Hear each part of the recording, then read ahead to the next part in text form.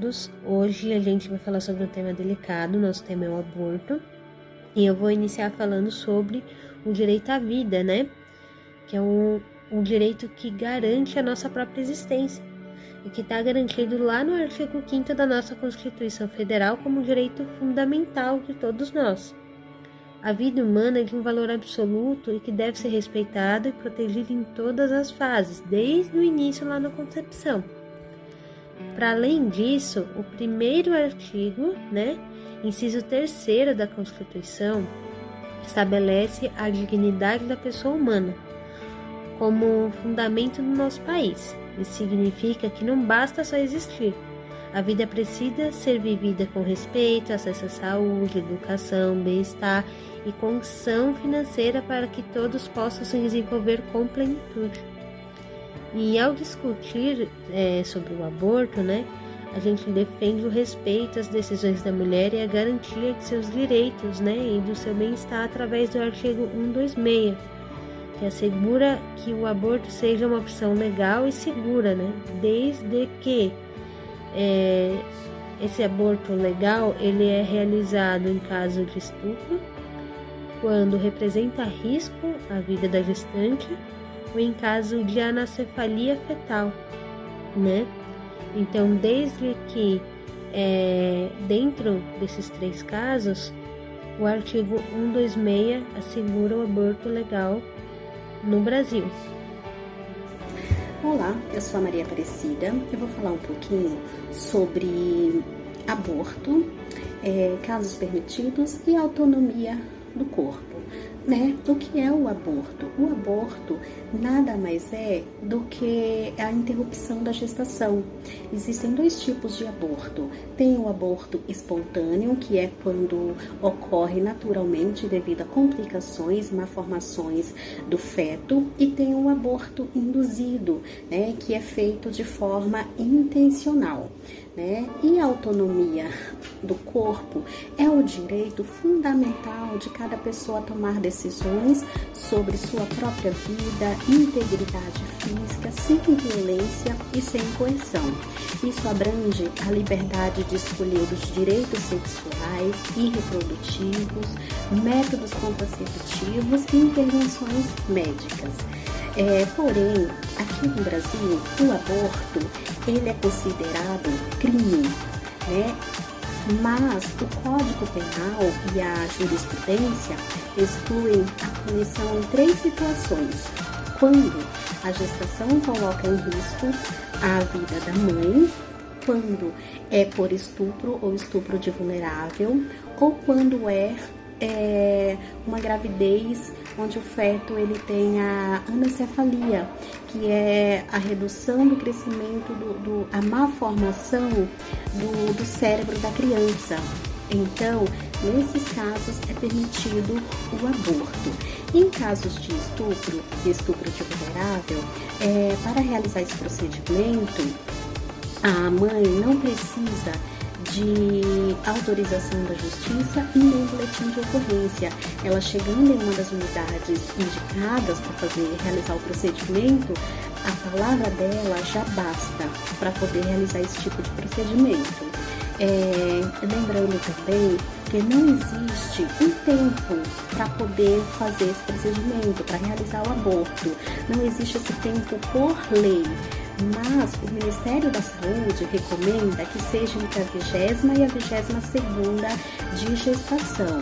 E lembrando, para encontrar os centros de atendimento mais próximo, consulte o diretório oficial do Ministério da Saúde ou utilize plataformas de transparência como o Mapa do Aborto Legal. Lá ou também, em casos de emergência, ligue no número 180, que é a Central de Atendimento à Mulher. Lá eles fornecem orientações e direcionamentos, tá? Então é isso, agradeço a todos, muito obrigada. Olá pessoal, tudo bem? Meu nome é Tatiane e eu vou falar um pouquinho para vocês sobre o aborto e a sua descriminalização e a legalização dentro do Serviço Público de Saúde. No âmbito do Serviço Público de Saúde, a gente vem levando em consideração a mortalidade da mãe, né? O acesso ao serviço de saúde reprodutiva também, o planejamento familiar para que evite consequências. E a educação sexual também, para a pessoa poder se prevenir em relação a uma gravidez indesejada. Isso também conta sobre o impacto socioeconômico dessa gravidez não planejada. E também temos a proteção da confidencialidade, da dignidade desses pacientes. O papel do profissional dentro da unidade é de educar e sanar algumas dúvidas que os pacientes têm. O profissional tem um papel muito importante dentro da unidade em relação à orientação ao paciente sobre o aborto ou sobre a prevenção de gravidez indesejada. Então, os profissionais devem respeitar a legislação vigente, preservar o sigilo profissional, fornecer informações baseadas em orientações científicas, tratar todo paciente com respeito e sem julgamento, encaminhar esses pacientes para um serviço apropriado quando de fato for necessário. O objetivo central também é promover um cuidado seguro, humano, baseado em evidências, reduzindo o risco à saúde tanto da mãe e supostamente se haver um bebê. A descriminalização reduz ou retira algumas punições. A legalidade, ela estabelece normas e regras nas condições para cada procedimento a ser realizado de forma legal e segura, ao ponto de vista ético e dos valores, levando em consideração a vida e a saúde. Os defensores da descriminalização, eles argumentam que a autonomia da mulher ela deve ser levada em consideração por ela ser dona do seu próprio corpo. A criminalização do aborto não impede que seja feito o procedimento e gerando problemas à saúde. Olá, sou o Anderson e hoje eu vou falar sobre a religião no tema aborto. Quando falamos sobre aborto dentro da religião, estamos falando sobre como a fé influencia as pessoas sobre esse assunto. Muitas religiões acreditam que a vida humana é algo sagrado e que deve ser protegido desde o início. No cristianismo, muitas pessoas entendem que a vida começa na concepção. Por isso, grande parte dos católicos e evangélicos é contra o aborto. Embora a Bíblia não fale diretamente sobre o aborto, porém existem versículos que falam sobre a importância da vida ainda no ventre materno. Um exemplo está em Jeremias 1,5, quando Deus diz: "Antes de te formá-lo no ventre, eu lhe escolhi." Outro exemplo está em Salmo 139, que fala sobre Deus acompanhando a formação de cada pessoa antes mesmo do nascimento. No dia 8, na segunda-feira, agora, o Papa Leão XIV voltou a defender a posição da Igreja Católica sobre o tema, afirmando que a vida deve ser protegida desde a concepção à morte natural, demonstrando que a Igreja ainda continua entendendo sobre a importância da vida humana. Porém, nem todas as religiões enxergam a questão da mesma forma.